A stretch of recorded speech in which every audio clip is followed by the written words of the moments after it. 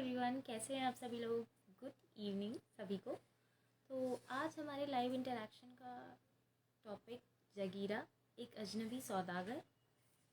Here is the book, पीछे आपको दिख ही रही होगी।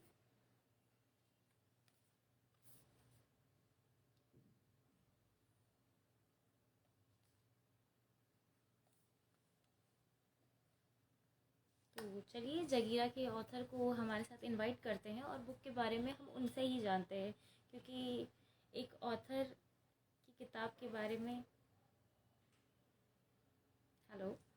ऑथर से अच्छा कोई और नहीं बता सकता। तो जगीरा के ऑथर का नाम मिस्टर सुभाष वर्मा है। चलिए अपने गेस्ट को इनवाइट करते हैं हम।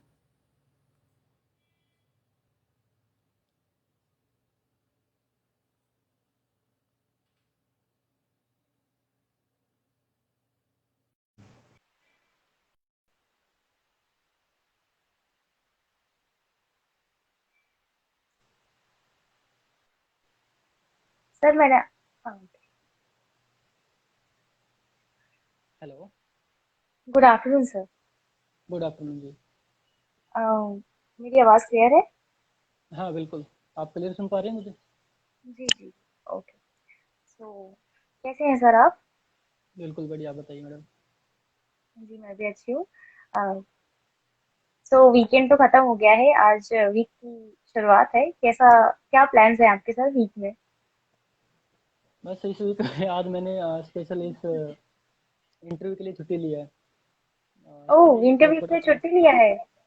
हाँ ओके। बिल्कुल। तो पूरे वीक का अभी पिछले वीक से यही प्लान चल रहा था कि कब ये इंटरव्यू किया जाए आपके साथ। सर आपकी वॉइस बहुत स्लो आ रही है।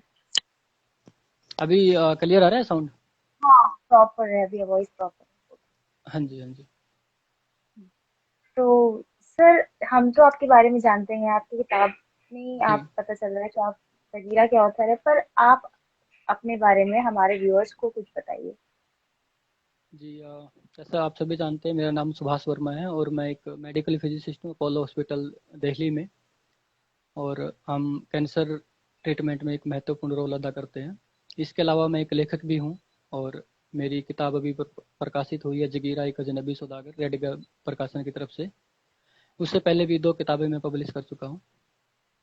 और क्योंकि जगीरा एक ठगमानु श्रृंखला का फर्स्ट पार्ट है, तो अभी मैं फ़िलहाल सेकंड पार्ट पे काम कर रहा हूँ। ओके। तो सर जैसे कि आपने कहा कि आपकी इसके पहले 2 पुस्तक प्रकाशित हो चुकी है, तो उन जी। पुस्तकों से आपका एक्सपीरियंस और जगीरा से जो आपका एक्सपीरियंस था, दोनों में से सर किस मतलब सारी पुस्तकों में से आपका सबसे अच्छा एक्सपीरियंस किस पुस्तक का रहा है? सबसे अच्छा देखिए, जो मेरा हार्ड कॉपी में जो बुक आया है जगीरा, मेरा हार्ड प्रिंट कवर में फर्स्ट बुक है। इससे पहले 2 मैंने किंडल ई बुक प्रकाशित किया था इससे पहले। तो दोनों में थोड़ा सा डिफरेंस यही है कि जब अपनी बुक को, अपने दिमाग की इमेजिनेशन को पन्नों के रूप में अपने सामने देखते हैं, तो उसको मुझे नहीं लगता हम शब्दों में बयां कर सकते हैं। जी। तो दोनों में ये एक मेजर डिफरेंस होता है। तो पहली बुक थी, मेरा मौका दिया मुझे रेडगर प्रकाशन ने, तो मैं उनका बहुत बहुत धन्यवाद करता हूँ। सर रेड ग्राफ से आप और कुछ कहना चाहेंगे? बस मैं बहुत बहुत धन्यवाद करता हूँ कि आपने नए लेखकों को मौका दिया, क्योंकि किताब प्रकाशन के टाइम पे नए लेखकों के साथ ये एक सबसे बड़ी समस्या होती है कि हम बहुत इधर उधर से कोशिश करते हैं कि कोई हमारी किताब प्रकाशित करे। हमारी क्योंकि जब हम कोई भी किताब प्रकाशित करते हैं, तो पब्लिशर एक अमाउंट इन्वेस्ट करता है। तो डिपेंड करता है कि उसका कंटेंट कैसा है, किताब चलेगी कि नहीं चलेगी। तो रेड ग्रेप ने मुझे मौका दिया और मुझे लगता है कि हम बहुत आगे तक आगे जाएंगे। किताब चल रही है, अच्छा परफॉर्म कर रही है। And so thank you so much. ज़रूर सर, ज़रूर। सर मार्केटिंग तो टीम का बहुत बहुत धन्यवाद कि आप इंटरव्यू ले रहे हैं, सारी इतना कोशिश कर रहे हैं। Thank you so much. Thank you so much sir, thank you so much. तो सर जैसा कि आपकी किताब अमेज़न पे, फ्लिपकार्ट पे हर जगह अभी लाइव है और सेल भी हो रही जी। है, लेकिन आपकी कुछ किताबें जैसे आपके जो रीडर्स हैं, जब उनसे आप लाइव इंटरैक्शन करते हैं या फिर उनसे कभी आप लाइव में मिलते हैं, तो ऐसा कोई फीडबैक जो आपके दिल से बहुत करीब हो, तो हमें उसके बारे में कुछ बताइए। नहीं, लाइव इंटरेक्शन में तो ऐसा अभी तक मुझे नहीं लगता ऐसा कुछ हुआ है। जनरली हम बातें करते हैं, बट मुझे इससे पहले मैंने लाइव लाइव किए हैं, तो फीडबैक नेगेटिव मुझे कुछ मिले, जैसे कि मतलब हम साहित्यिक बातें कम कर पाते हैं, मुझे ऐसा फील हुआ, क्योंकि इससे पहले मैंने जितने भी लाइव किए हैं हम बातें करते हैं कि क्या प्रकाशित हुआ, कैसा एक्सपीरियंस रहा, जनरली यही। एक होता है कि साहित्य के ऊपर चर्चाएं, मतलब थोड़ा डीप कन्वर्सेशन मुझे अभी तक देखने को नहीं मिला। मुझे भी नहीं लगता कि मैं इतना डीप कन्वर्सेशन कर सकता हूँ, बट कभी हुआ ही नहीं, कभी मौका ही नहीं मिला ऐसा कुछ करने का। तो मुझे ऐसा लगता है कि होना चाहिए। ओके, तो तो सर ये मैं किताब उम्मीद अब करता हम हूँ। लोग जी जी। जरूर सर। सर बुक के बारे में ऐसा कोई फीडबैक जो आपको आपके व्यूअर्स से मिला हो और रीडर्स से मिला हो? हाँ, किताब के बारे में ऐसा है कि क्योंकि ये बिल्कुल एक हटके नए टॉपिक के ऊपर है, ठगों का इतिहास और ठगों के ऊपर लिखा गया है, क्राइम फिक्शन, जो एक आजकल के टाइम पे क्राइम फिक्शन होता है, और ये जो क्राइम फिक्शन है बिल्कुल अलग है। तो लोगों के फीडबैक कुछ इस तरह के आए कि मतलब, क्योंकि इसकी स्टोरी में सीरीज है, तो जहाँ पे स्टोरी एंड होती है उसके बाद क्या होगा, इसमें कुछ ऐसे करेक्टर्स हैं जैसे कि अंधक है, और जगीरा है जो मुख्य करेक्टर है, विनायक है। तो जैसे कि विनायक को बाद में दिखा दिया जाता है कि वो जगीरा को मार देता है, हालांकि ऐसा है नहीं। तो उसके बाद क्या होगा, उसने ऐसा क्यों किया, बहुत सारे सवाल हैं। और क्योंकि ये थोड़ा हटके है तो लोगों को लगता है कि मतलब जो पहले जो पढ़ रहे हैं उससे बिल्कुल अलग है, तो मतलब उनको थोड़ा सा अजीब सा लगता है, क्योंकि ऐसा कहीं भी पढ़ा नहीं है। इसके बारे में मैंने रिसर्च किया तो मुझे भी बहुत इंटरेस्टिंग टॉपिक लगा, तभी मैंने इसके ऊपर लिखा। तो लोगों के रिस्पॉन्स थोड़ा पॉजिटिव रहते हैं कि तुमने ऐसा कैसे लिखा, मतलब ऐसा कैसे सोचा, क्योंकि इसके बारे में कहीं है भी नहीं। तो क्या ये प्योरली इमेजिनेशन है या ऐसा सच में होता था।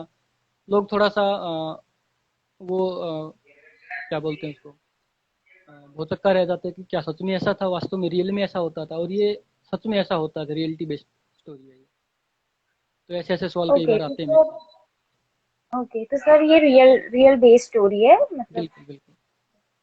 तो सर जैसा कि अभी आपने कहा कि आपका एक्सपीरियंस रहा है और एक्सप्लोर करने पे आपको काफी मुश्किलें आई हैं, तो सर अपना एक्सपीरियंस, जैसे आपने कहा कि ये रियल स्टोरी बेस्ड बुक है, तो इन हम्म। इसके बारे में जो रिसर्च आपने की, वो रिसर्च कैसे, सर इसकी शुरुआत कैसे हुई? रिसर्च तो बेसिकली हम सबसे पहले इंटरनेट की तरफ ही दौड़ते हैं, तो मैंने उधर से किया। और कुछ मतलब डॉक्यूमेंटेशन है किताबों के रूप में न होकर के, कुछ और डॉक्यूमेंटेशंस हैं, या पीछे हिस्ट्री जब हम देखते हैं 1800 1900 की लगभग फिल्में देखते हैं, तो हमें वहाँ से पता चलता है कि उस टाइम का परिवेश क्या रहा होगा। ठीक है, और हमें ये पता है कि ठग कैसे क्राइम करते हैं, तो उसको हमें उसको हमें एक इमेजिनेशन के रूप में प्रदर्शित करना होता है।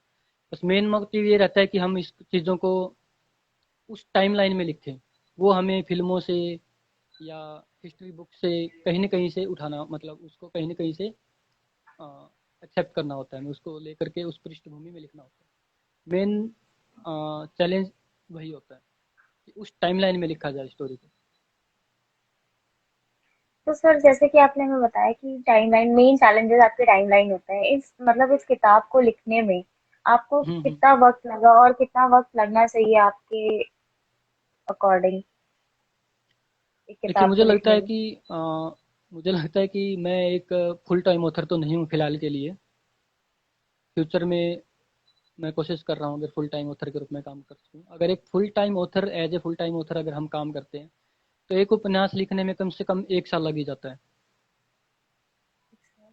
For long 1 time. साल हाँ, 1 साल लगता है, बिकॉज़ ऐसा तो है नहीं कि हमें सब कुछ पता है और जस्ट लिखना है। जब हम लिखते जी। हैं तो मेरा है कि मैं पेन कॉपी से लिखता हूँ, उसके बाद हमें टाइप करना होता है, बहुत सारी मिस्टेक्स होती हैं। दूसरी चीज़ ये है कि हिंदी के लेखकों के लिए प्रकाशन प्रक्रिया इतनी आसान नहीं है जितना कि इंग्लिश के लेखकों के लिए है। क्योंकि ऐसे ऐसे टूल्स जो अंग्रेजी के लेखकों के लिए है, वो हिंदी के लेखकों के लिए अवेलेबल नहीं है। तो चीज़ें हमें खुद से करेक्ट करना या एडिटर से करेक्ट करना, या हर जगह से, मतलब डायरेक्ट टूल नहीं है, हमें खुद से ही करना होता है। मैन पावर चाहिए जिसके लिए, पब्लिशर करे या हम करें, उसमें टाइम लगता है। तो 1 साल तो कम से कम लगता है, और मुझे इस नॉवल को लिखने में कम से कम 2 साल लगे। क्योंकि जब इसको लिखना शुरू किया तब मैं मुंबई में था, भाभा परमाणु अनुसंधान केंद्र में। तो उस टाइम इतना टाइम भी नहीं होता था, तो 1 घंटा मैं डेली दिया करता था। उसके बाद जब मैं 1 साल वाराणसी शिफ्ट हुआ तब मुझे कोविड टाइम से जस्ट पहले कुछ टाइम मिला, तब मैंने इसको कंप्लीट किया और प्रकाशन प्रक्रिया के लिए शुरू किया। ओके, तो सर जैसे कि आपकी तो आपके ऑथरशिप की बात हो गई, अब हम आपके प्रोफेशन की भी थोड़ी सी बात कर लेते हैं। जी। आप हमने बताया कि आप मेडिकल फील्ड में हैं, तो आप अपने प्रोफेशन के बारे में भी हमें थोड़ा सा बताइए, और मेडिकल फील्ड में और ऑथर फील्ड में आप कैसे दोनों की टाइम मैनेजमेंट कैसे करते हैं सर, ये सारी चीजें हमें बताइए। टाइम मैनेजमेंट तो देखो सिंपल सा है कि किसी चीज़ को लेकर के हम मोटिवेटेड हैं और हमारा लक्ष्य वही है तो हम उसके लिए टाइम निकाल लेते हैं। तो मुझे नहीं लगता कि इसके लिए मुझे कुछ स्पेशल प्रैक्टिस करनी पड़ती है टाइम निकालने के लिए।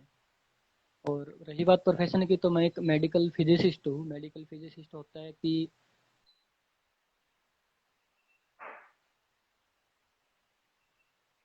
ऑन्कोलॉजी डिपार्टमेंट बोलते हैं। ऑन्कोलॉजी डिपार्टमेंट में एक रेडियोथेरेपी डिपार्टमेंट होता है, जिससे रेडिएशन के थ्रू हम कैंसर का ट्रीटमेंट करते हैं।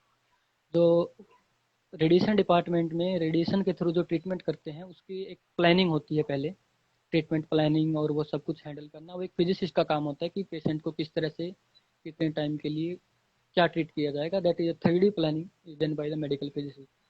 वो अहम रोल हम निभाते हैं वहाँ पे।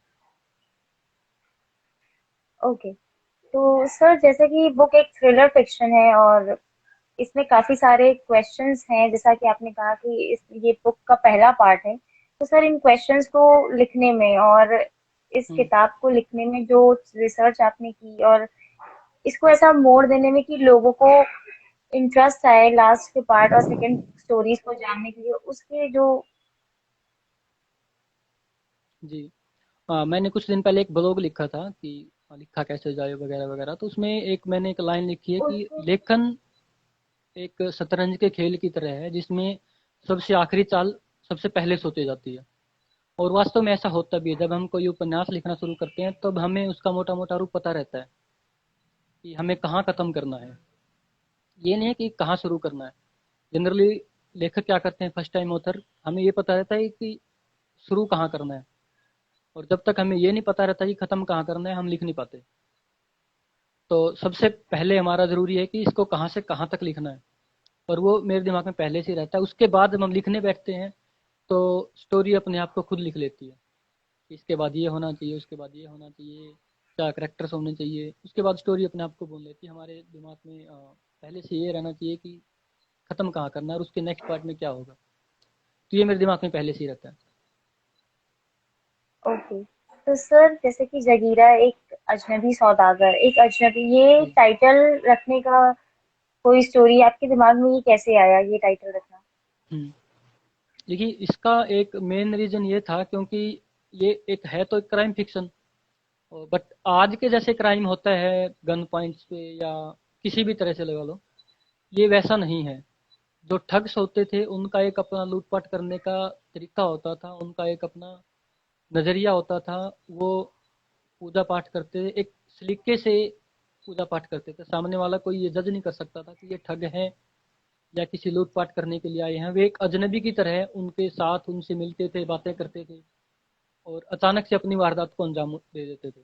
तो वे हर किसी इंसान से जो भी मिलते थे एक अजनबी की तरह मिलते, उनसे बातचीत करते, उनको अपनापन महसूस कराते, उसके बाद अपनी वारदात को अंजाम देते थे। तो वो एक सौदागर की तरह घूमते रहते थे ऑल ओवर द इंडिया। पूरे इंडिया 1850 के आसपास उन्होंने पूरे इंडिया में ऐसी वारदातें की थी। तो मोटिव यही था कि जगीरा एक अजनबी सौदागर एक अजनबी की तरह मतलब अपने काम को अंजाम देता है। उनके साथ 20-25 लोग होते हैं, बट जो इसको वो शिकार बनाने वाले हैं उसको ये नहीं पता कि तुम्हारे आगे और तुम्हारे पीछे चलने वाले में से कौन ठग है और कौन आम आदमी है। तो इस तरह से एक प्लानिंग के तहत वो सब करते हैं। तो इसीलिए ये टाइटल उस स्टोरी को रिप्रेजेंट करने के लिए लिया गया। तो सर जी। स्टोरीज की बात हो रही है, तो कोई एक ऐसी स्टोरी जो आप हमारे व्यूअर्स को थोड़ा सा बताना चाहेंगे, तो प्लीज हमें भी बताइए, हम भी जानना चाहेंगे। स्टोरी देखिए इसके अंदर ऐसी अलग अलग स्टोरी नहीं है कि मतलब छोटी छोटी स्टोरी हम बता सकें। A part of a but story. हाँ, सिंपली मैं एक जो इंटरेस्टिंग करेक्टर है इसके अंदर, जैसे कि अभी बीच में एक करेक्टर आया इसके अंदर अंधक का। अंधक क्या है कि मतलब वे जो ठग होते हैं वे किसी जादूगर की हत्या करते हैं। तो जादूगर की हत्या करने के बाद उनके काफ़ी सारा सामान मिलता है उनको। तो उस सामान में क्योंकि वो जादूगर है तो अपने साथ कुछ ऐसी चीज़ें भी रखता है जो आम आदमी के साथ एक्सपेक्टेड नहीं है, तो वहाँ से उसको एक कौवा मिलता है। तो वो कौवे को अपने साथ रखना शुरू कर देते हैं, उनको अच्छा लगता है उसके साथ। तो फिर जब अपने साथ रखते हैं तो उसका करैक्टर इस तरह से प्ले करते हैं कि वो एक ठग के रूप में उसकी हेल्प कर सके, एज ए संचार के माध्यम के रूप में, कि यहाँ से वहाँ तक कुछ इंफॉर्मेशन ट्रांसफर करना है या कुछ भी। तो अंधक कौवे को एक नाम देते अंधक, और उसको एक ठग के रूप में ट्रेनिंग दे करके तैयार करके अपनी ठगी के रूप में उसको प्रयोग करते हैं। तो ये इस तरह की स्टोरी है, मतलब एक बिल्कुल हट के, सिर्फ इंसान नहीं है इसके अंदर, उन्होंने जिस चीज को अपने लिए फायदेमंद समझा उसको यूज किया। ये क्रो इसीलिए है, जी ये जो पीछे बुक जी जी बिल्कुल। है। ओके। ओके। तो सर आपका एक्सपीरियंस कैसा रहा रेड ग्रैप के साथ, हमें इसके बारे में भी थोड़ा बताइए। रेड ग्राफ के साथ देखिए, मैं जितना थैंक यू करूँ उतना कम है, क्योंकि एक नए सपनों को उन्होंने उड़ान दिया, मतलब उन्होंने मुझे चांस दिया, नए सपनों को उड़ान दी। मतलब हर कोई फर्स्ट टाइम ऑथर कोशिश करता है कि कोई बहुत अच्छा पब्लिशर मिले, और मैं इस मामले में लकी रहा कि रेड ग्राफ पब्लिकेशन ने मुझे मौका दिया। और आप लोगों ने बहुत मेहनत की है, मार्केटिंग टीम ने, एडिटिंग टीम ने, कवर डिजाइनिंग टीम ने। और शुरू शुरू में मुझे थोड़ा सा डाउट लगा कवर को लेकर के, क्योंकि टॉपिक ऐसा है कि कोई पर्टिकुलर कवर मिल नहीं रहा था काफ़ी टाइम तक। तो काफ़ी टाइम के बाद फिर एक अच्छा कवर मिला, और काफ़ी लोग, एडिटिंग टीम ने काफ़ी मेहनत की। तो thank you so much for that. Thank you so much sir. जी सर तो ये आपकी अभी किताब की बात हो गई, आपके आने वाले हम्म, प्रोजेक्ट्स पे आप बात करते हैं। तो जी सर आपके आने वाले प्रोजेक्ट्स के बारे में हमें बताइए, आप आगे कुछ लिख रहे हैं, जैसे कि अभी आपने बताया कि आप इसका सेकंड पार्ट लिख रहे हैं, उसके आगे कुछ फ्यूचर प्लान्स और ऐसा हाँ, अभी मैं एक्चुअली सिर्फ एक उपन्यास नहीं, मैं 2 उपन्यास लिख रहा हूँ एक्चुअली, क्योंकि मेरे दिमाग में स्टोरी चल रही थी तो मैंने लिखना शुरू कर दिया साथ के साथ में। कई बार क्या होता है कि हम एक उपन्यास शुरू करते हैं और एक आइडिया के ऊपर आकर के स्टक हो जाते हैं, इसके आगे कैसे बढ़ाया जाए ताकि हैप्पी एंडिंग, मतलब एंडिंग को हम सही तरीके से प्रदर्शित कर सकें। क्योंकि एक सीरीज है तो मेरे लिए ज़्यादा ज़रूरी है कि इसको सेकंड नॉवल को इस तरह से एंड करें कि थर्ड नॉवल की अच्छे से शुरुआत कर सकें, तीसरे उपन्यास को लोग थोड़ा ज़्यादा और उत्सुकता से पढ़ें। जी। तो जब हम कहीं पे ब्लॉक हो जाते हैं तो उसको बोलते हैं राइटर्स ब्लॉक। तो मेरा साथ काफ़ी टाइम से ऐसा चल रहा था, तो मैंने एक और नॉवल लिखना शुरू कर दिया और उस पर काम चल रहा है। तो दिमाग में इमेजिनेशन चलती रहती है, आसपास में हमें कुछ ना कुछ घटनाएं मिलती रहती है जिससे हमें इंस्पायरेशन मिलती रहती है। तो दोनों उपन्यास पे काम चल रहा ओके, तो सर जैसे कि आपने कहा राइटर्स ब्लॉक, आप है। जी एक टाइम पे स्टक हो जाते हैं सारी इमेजिनेशन से, सारी चीजें उस हाँ, चीज बहुत से सारे लोग ओवरकम होते हैं। करने। जी। तो जी सर उस चीज से ओवरकम करने का कोई ऐसा तरीका, प्रो टिप जो आप हमें बताना चाहते हैं। देखिए, राइटर्स ब्लॉक का कोई एक्चुअली कोई टेक्निकल चीज़ तो है नहीं कि ये की प्रेस करेंगे तो ये हो जाएगा, वो की जी प्रेस जी जी। करेंगे तो ऐसा कुछ है नहीं। तो मुझे लगता है कि समय सब कुछ संतुलित कर देता है। टाइम दो, चीज़ें जैसे जैसे हमें आसपास से कुछ इंस्पायरेशन मिलेगी, कुछ ना कुछ आइडिया, जब हम ध्यान लगाते हैं, सोचते हैं चीज़ों के बारे में, कुछ ना कुछ हमें निकल के आता ही है। ठीक है, तो ये कोई परमानेंट चीज़ नहीं है, कभी ना कभी ये अपने आप दूर हो जाएगा और मैं आगे बढ़ूंगा। तो मुझे लगा कि इन बिटवीन जो टाइम है मेरे पास उसको यूटिलाइज करने के लिए क्यों ना कुछ और लिखना शुरू किया जाए ताकि हम कंटिन्यू कर सकें चीज़ों को। क्योंकि लिखना एक मतलब इंस्पायरेशन है, जब हम डेली कंटिन्यूसली लिखते हैं तो एक मोटिवेट रहते हैं कि हाँ हम कुछ ना कुछ कर रहे हैं अपनी लाइफ के लिए। तो मैं कोशिश सर तो करता हूँ कि मैं कंटिन्यू डेली लिख सकूँ। जी सर जी।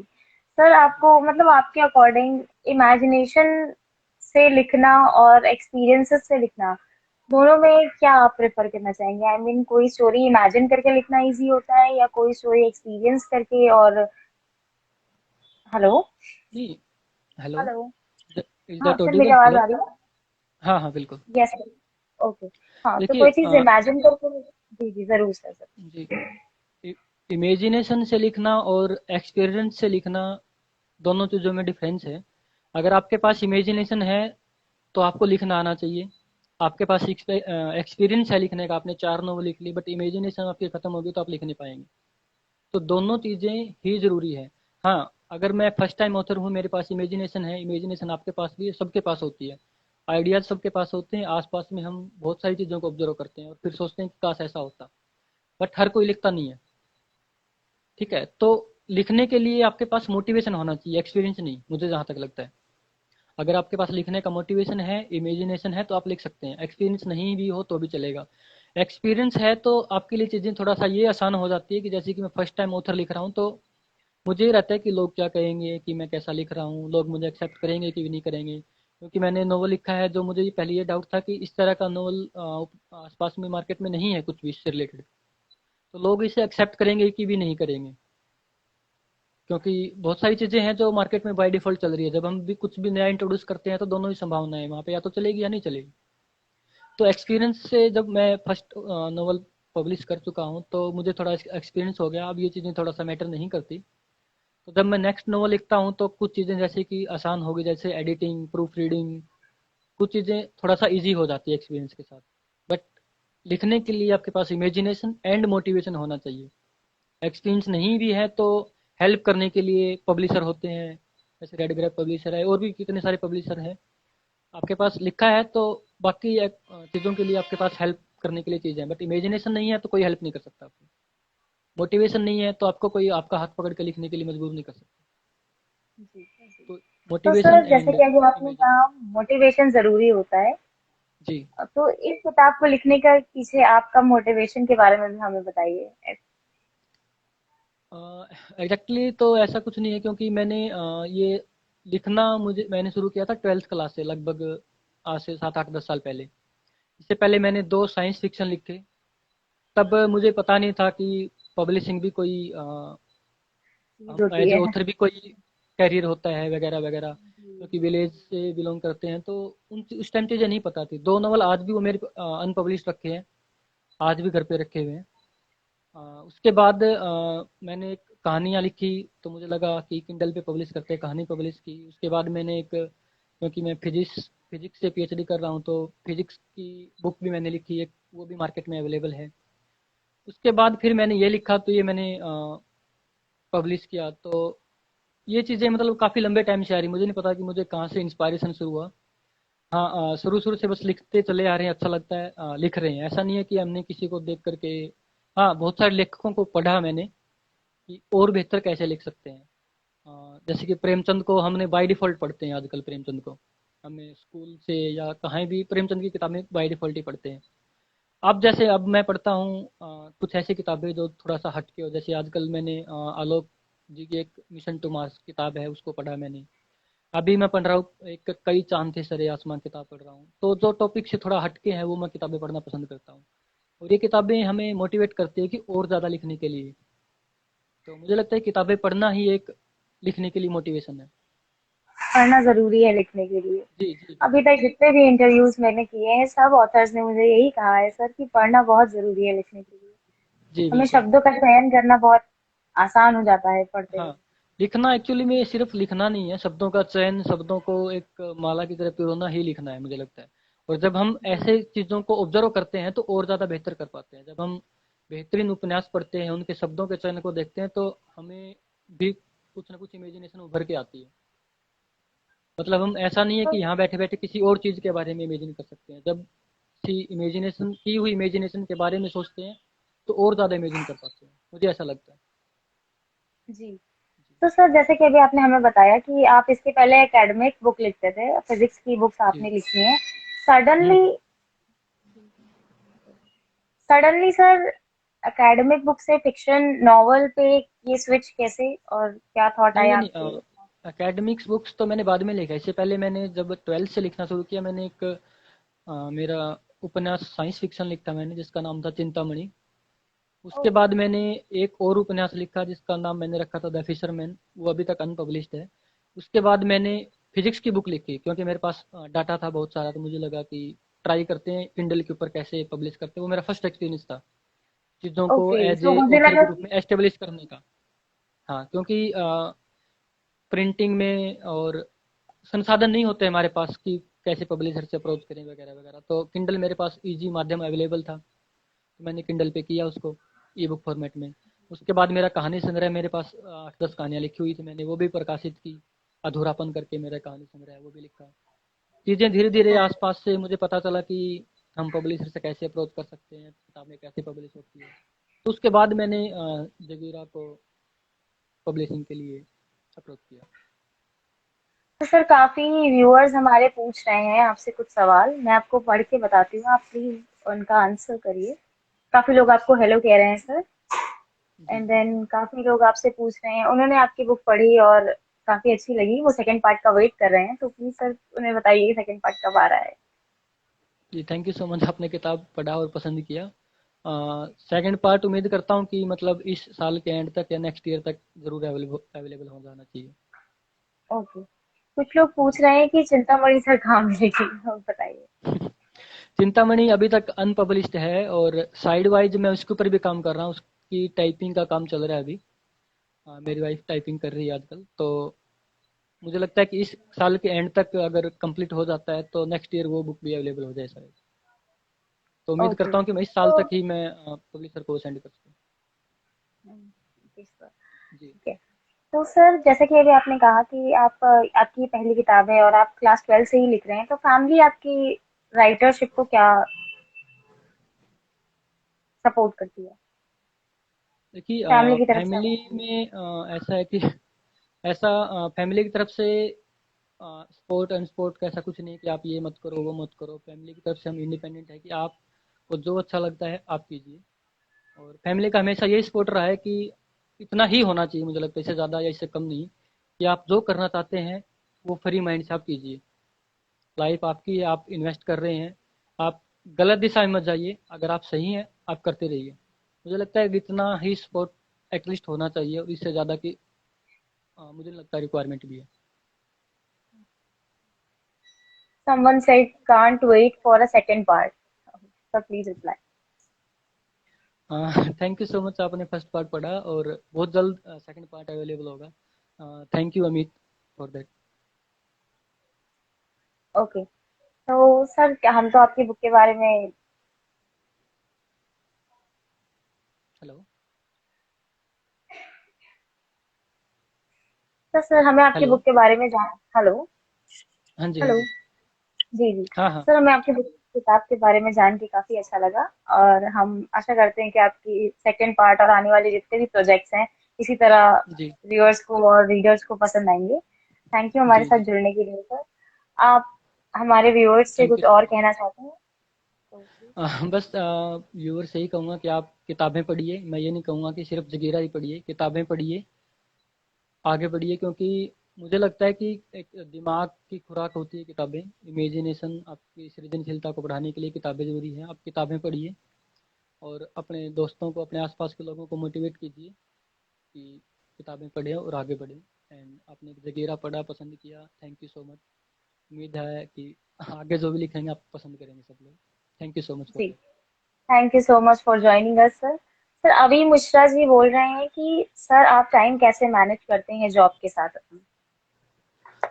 टाइम मैनेजमेंट का ऐसा है, मैंने जैसे पहले ही बताया कि जब हम किसी चीज़ को लेकर के मोटिवेट होते हैं कि हमें ये करना है।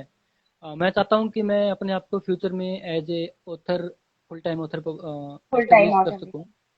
जी, तो ज़रूरी है कि उसके लिए टाइम दें। और टाइम, मुझे लगता है कि हम टाइम को मिस मैनेज ज़्यादा करते हैं बजाय कि मैनेज करने के। अगर हम टाइम मैनेज करके चलें तो 8 से 9 10 घंटे की ड्यूटी के अलावा हमारे पास काफ़ी टाइम रहता है कि हम उसको मैनेज करके सही डायरेक्शन में यूज़ कर सकते हैं।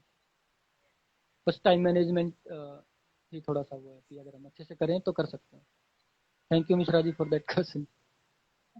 ओके, थैंक यू सर हमें ज्वाइन करने के लिए, और होप आशा करते हैं कि आपकी आने वाली किताब भी रेड ग्राफ बुक से ही पब्लिश होगी। थैंक यू जी सो मच बिल्कुल। Sir. Thank you so much.